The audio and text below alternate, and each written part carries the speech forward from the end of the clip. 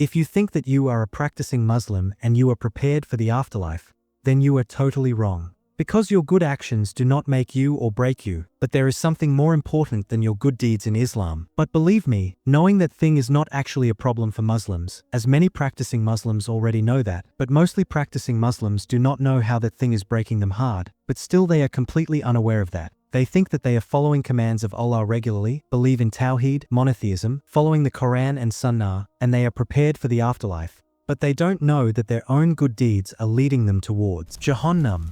Pretty shocking? Don't worry. That is why we will reflect on different ahadiths to know how that thing is actually making or breaking you. In fact, I have something amazing for you that will make you happy if you were making this mistake. So watch it now till the end or regret it later, as death has no age. Maybe this is the last message that we are getting from Allah, so learn and make correction today. Otherwise leaving incompletely can break you hardly. So let's get started. As many of us know that famous hadith in which Prophet Muhammad peace be upon him said that actions are judged by intentions. This means whatever you do, either Allah will accept it or reject it. It completely depends upon why are you doing that deed. If you are doing a good deed purely for the pleasure of Allah, then Allah Almighty will definitely accept it. But if you have bad intention, Allah will not accept it, even a good deed as well. So the thing that makes you or breaks you is your intention in Islam. But as I already told you that knowing this might not be a real problem, but the real problem is that 90% of people don't realize how their good or bad intentions can shape their destiny. That is why we will explore different ahadiths to understand the true power of intentions in Islam. If you are excited to learn, then like this video before we start. First, let's explore the amazing ahadiths about the rewards we get just for having good intentions, along with some real-life examples. The Sahaba were always ready to follow the commands of the Prophet peace be upon him, whether it was to participate in battles or travel for the sake of Islam. They were always ready. So there was a time when the Sahaba were prepared for an expedition with Prophet Muhammad, but some of them could not join due to their valid reasons. However, the Prophet peace be upon him said to those Sahaba who were with him on that journey, that the Sahaba who could not join us on this journey, they are still getting the same reward as you all, throughout the journey even without their actual participation. Do you know why?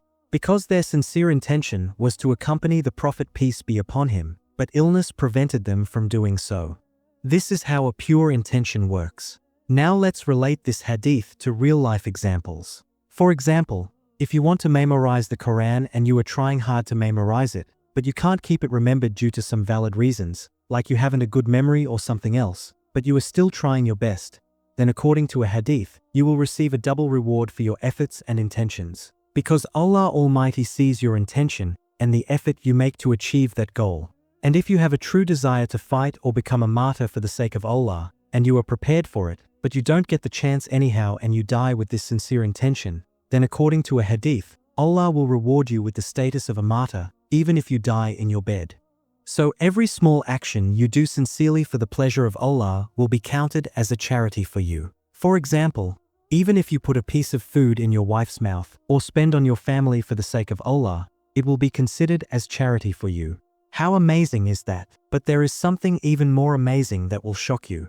Because if Allah blesses us with these amazing rewards just for having good intentions and for making an effort, imagine how great the reward would be if we not only make a good intention, but also make the effort and actually fulfill it. Believe me, the reward is so great that you cannot even imagine it. So according to a hadith, if someone intends to do a good action but he is unable to do it, then Allah will still write a full reward of a good action for him.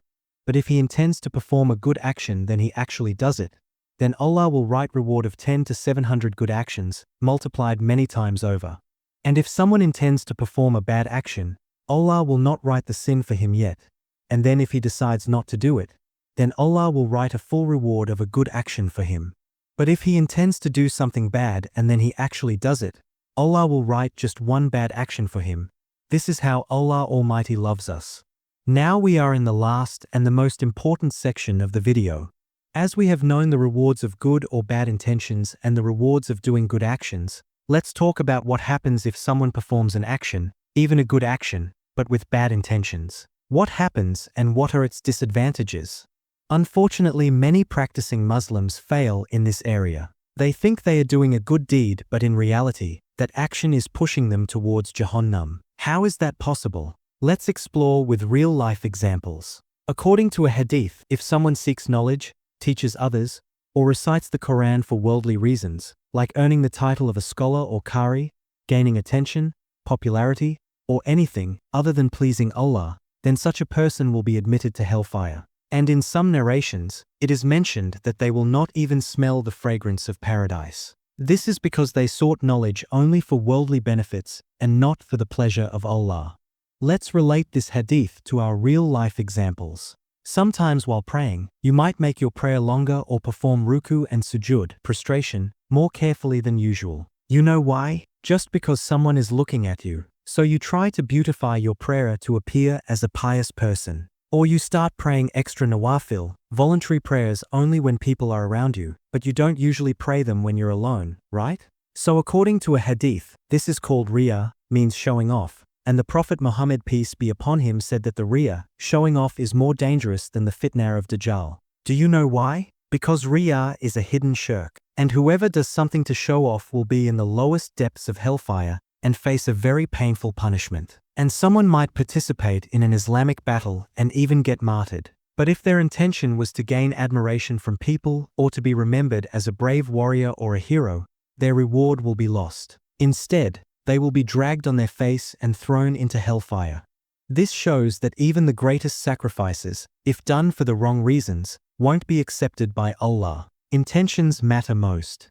May Allah guide us all to correct our intentions and actions. If you have found this video helpful, don't forget to like and subscribe for more Islamic knowledge.